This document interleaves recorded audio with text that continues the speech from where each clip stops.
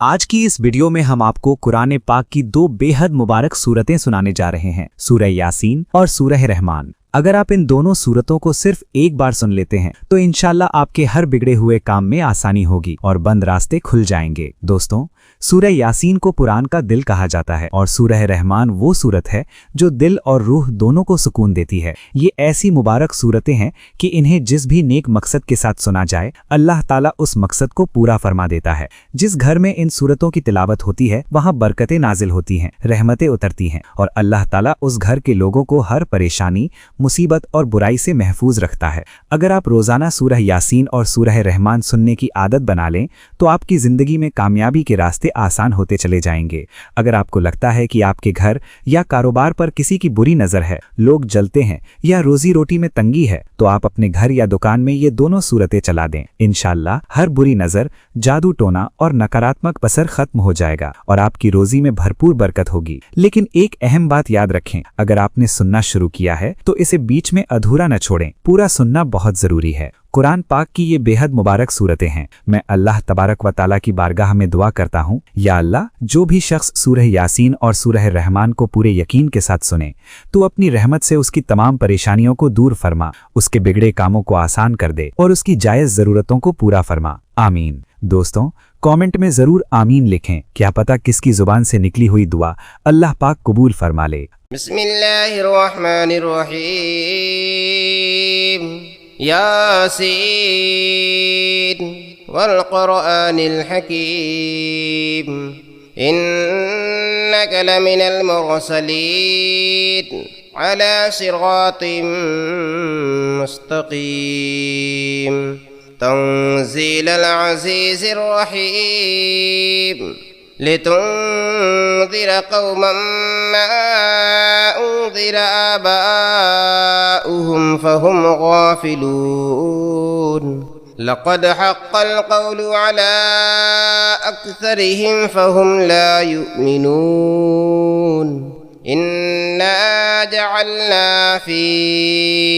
अअनाक़िहिम अग़लालन फ़हिय इलल अज़क़ानि फ़हुम मुक़महून वजअलना मिन बैनि अयदीहिम सद्दन वमिन ख़ल्फ़िहिम सद्दन फ़अग़शयनाहुम फ़हुम ला युबसिरून वसवाउन अलैहिम अअन्ज़रतहुम अम लम तुन्ज़िरहुम ला युमिनून इन्नमा तुन्ज़िरु मन इत्तबअ अज़्ज़िक्र व ख़शिय अर्रहमान बिलग़ैब फ़बश्शिरहु बिमग़फ़िरतिन व अज्रिन करीम। इन्ना नहनु नुह्यिल मौता व नक्तुबु मा क़द्दमू व आसारहुम व कुल्ल शैइन अहसयनाहु फ़ी इमामिन मुबीन। वضرب لهم مثلا أصحاب القرية إذ جاءها المرسلون إذ أرسلنا إليهم اثنين فكذبوهما فعززنا بثالث فقالوا إنا إليكم مرسلون قالوا ما أنتم إلا بشر مثلنا وما أنزل الرحمن من شيء إن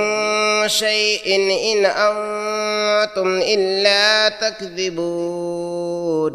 قالوا ربنا يعلم إنا إليكم لمرسلون وما علينا إلا البلاغ المبين قالوا إنا تطيرنا بكم لئن لم تنتهوا لنرجمنكم وليمسنكم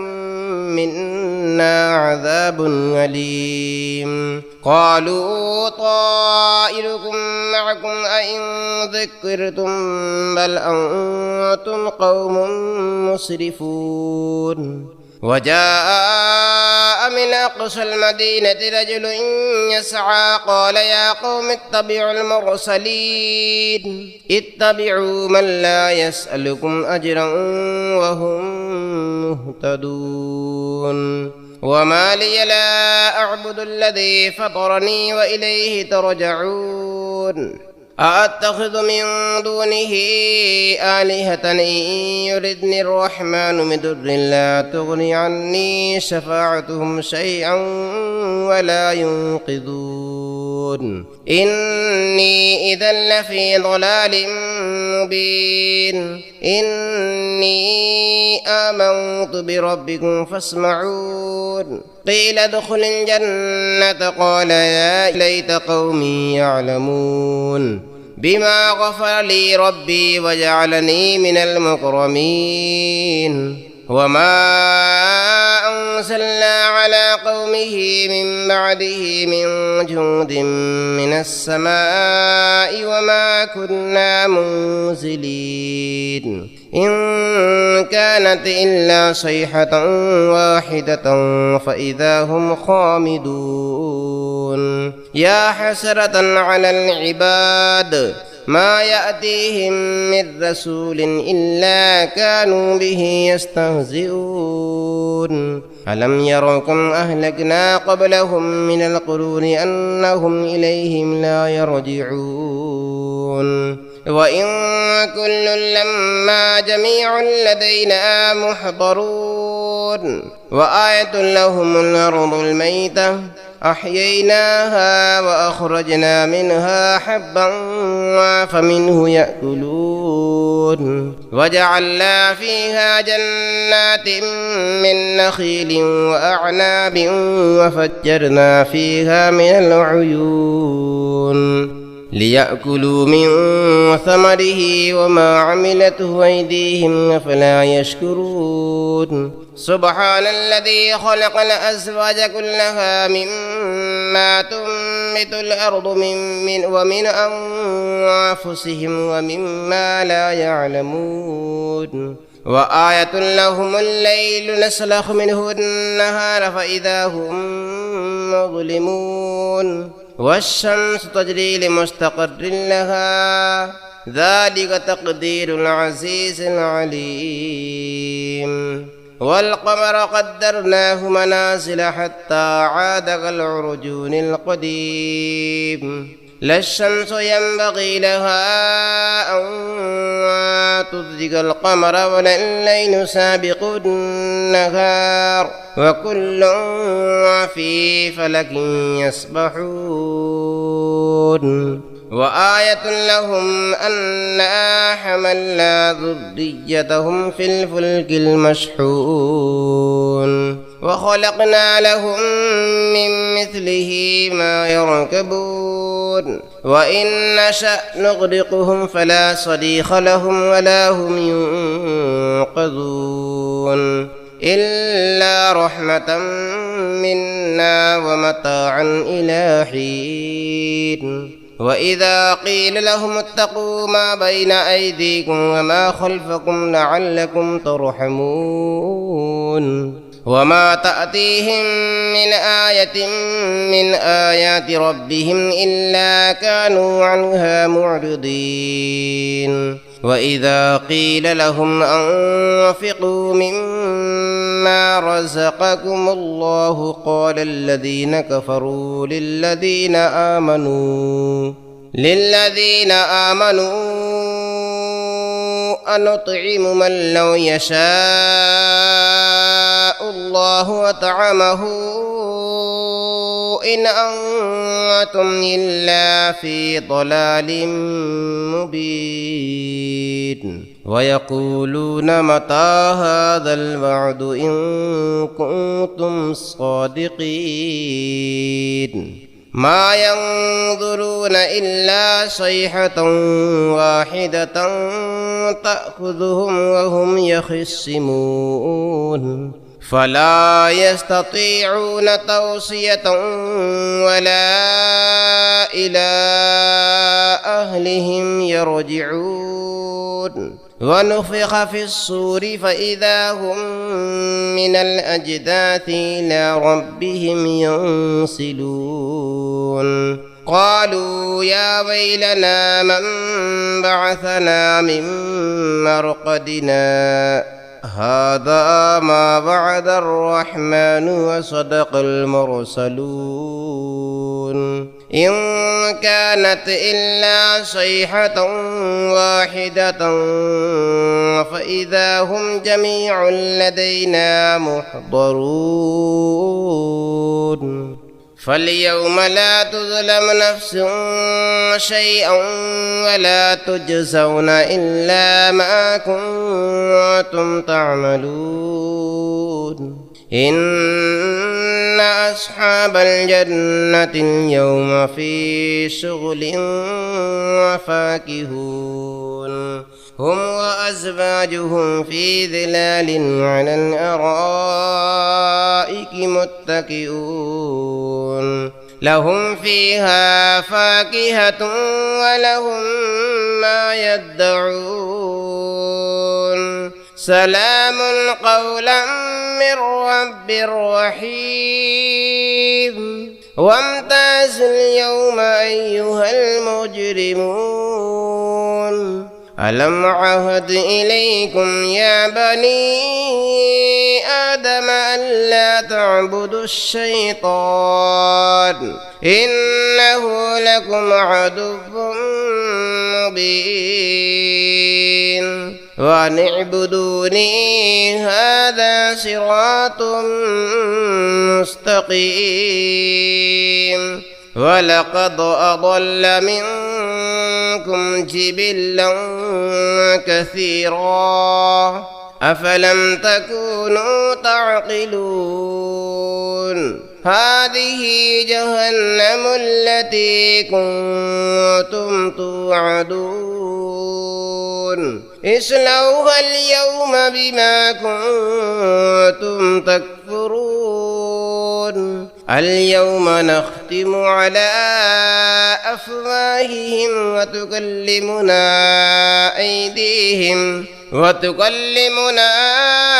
أيديهم وتشهد أرجلهم بما كانوا يكسبون ولو نشاء لطمسنا على أعينهم فاستبقوا الصراط فأنى يبصرون ولو نشاء لمسخناهم على مكانتهم فما استطاعوا مضيا ولا يرجعون ومن نعمره ننكسه في الخلق أفلا يعقلون وما علمناه الشعر وما ينبغي له إن هو إلا ذكر وقرآن مبين لينذر من كان حيا ويحق القول على الكافرين أولم يروا أنا خلقنا لهم مما عملت أيدينا أنعاما فهم لها مالكون وظللنا لهم ومنها ركوبهم ومنها يأكلون ولهم فيها منافع ومشارب أفلا يشكرون واتخذوا من دون الله آلهة لعلهم ينصرون فلا يستطيعون نصرهم وهم لهم جند محضرون فلا يحزنك قولهم إنا نعلم ما يسرون وما يعلنون أولم ير الإنسان أنا خلقناه من نطفة فإذا هو خصيم مبين وضرب لنا مثلا ونسي خلقه قال من يحيي العظام وهي رميم قل يحييها الذي أنشأها أول مرة وهو بكل شيء عليم الذي جعل لكم من الشجر الأخضر نارا فإذا أنتم منه توقدون أوليس الذي خلق السماوات والأرض بقادر على أن يخلق مثلهم بلى وهو الخلاق العليم إنما أمره إذا أراد شيئا أن يقول له كن فيكون فسبحان الذي بيده ملكوت كل شيء وإليه ترجعون صدق الله العظيم بسم الله الرحمن الرحيم الرحمن علم القرآن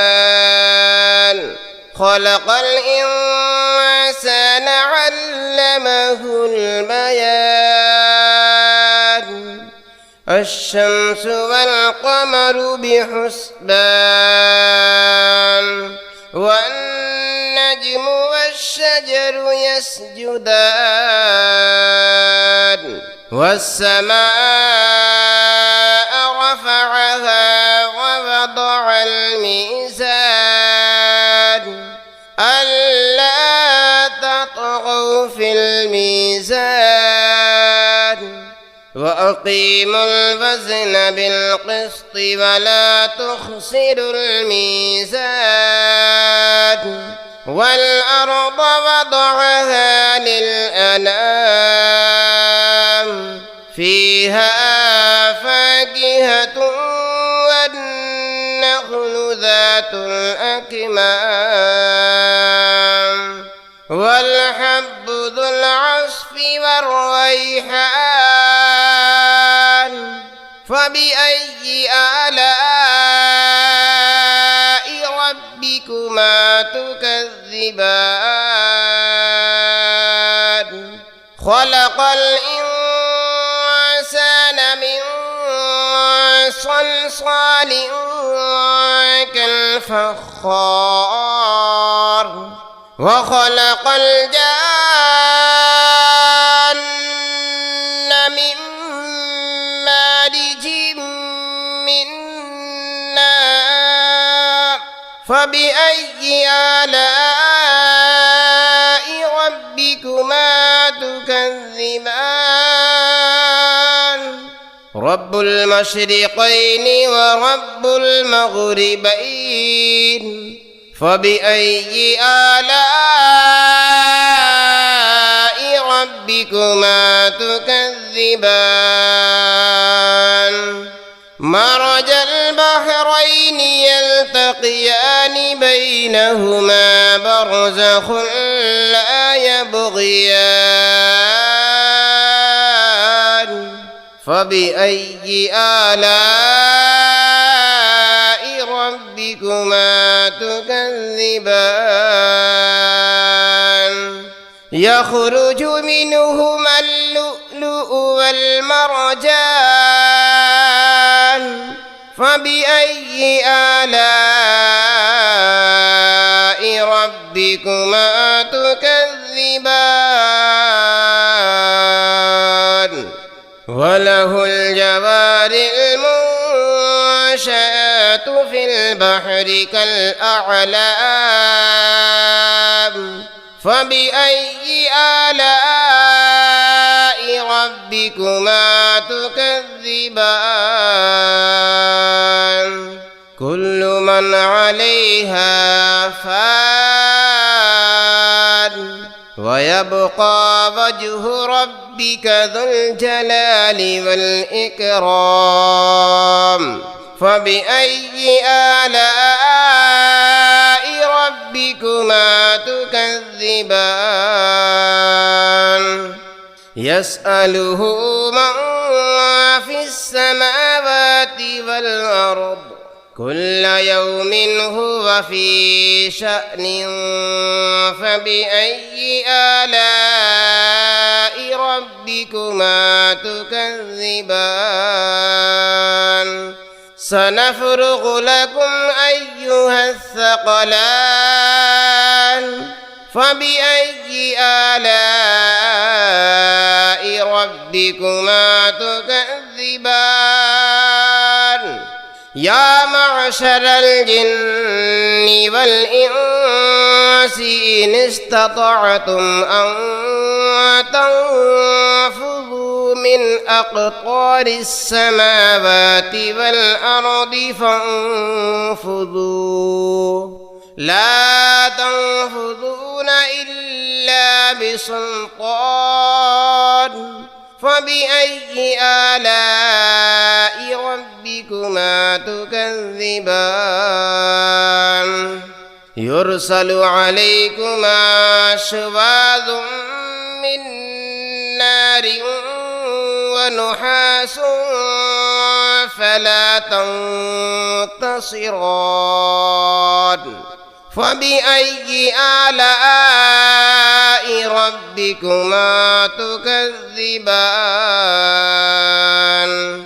فإذا انشقت السماء فكانت وردة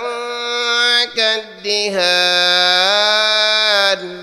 فبأي آلاء ربكما تكذبان فيومئذ لا يسأل عن ذنبه إنس ولا جان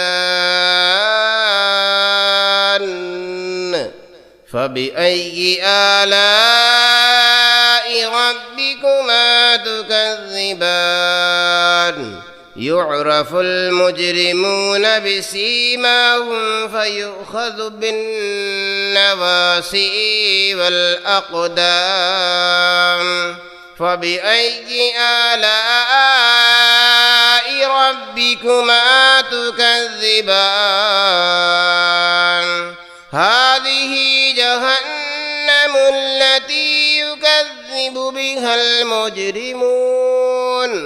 يطوفون بينها وبين حميم آن فبأي آلاء ربكما تكذبان ولمن خاف مقام ربه جنتان فبأي آلاء ربكما تكذبان ذواتا أفنان فبأي آلاء ربكما تكذبان فيهما عينان تجريان فبأي آلاء ربكما تكذبان فيهما من كل فاكهة زوجان فبأي آلاء ربكما تكذبان متكئين على فرش بطائنها من استبرق وجنى الجنتين دان فبأي آلاء ربكما تكذبان فيهن قاصرات الطرف لم يطمثهن إنس قبلهم ولا جان فبأي آلاء ربكما تكذبان كأنهن الياقوت الياقوت والمرجان فبأي آلاء ربكما تكذبان هل جزاء الإحسان إلا الإحسان فبأي آلاء ربكما تكذبان ومن دونهما جنتان فبأي آلاء ربكما تكذبان مدهامتان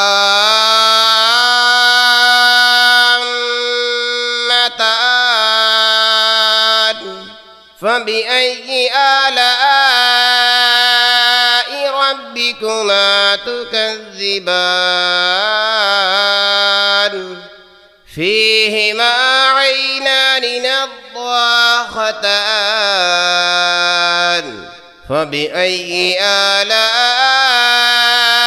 ربكما تكذبان فيهما فاكهة ونخل ورمان فبأي آلاء ربكما تكذبان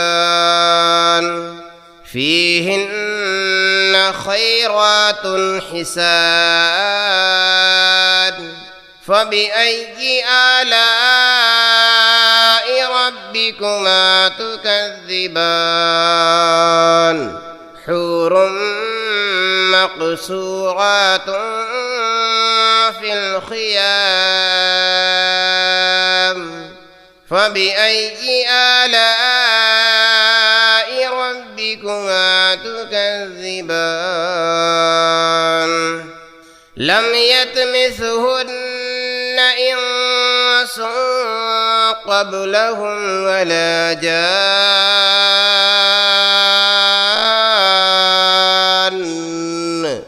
فبأي آلاء ربكما تكذبان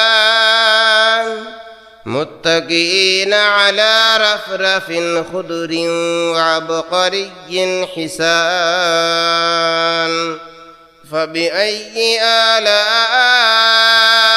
ربكما تكذبان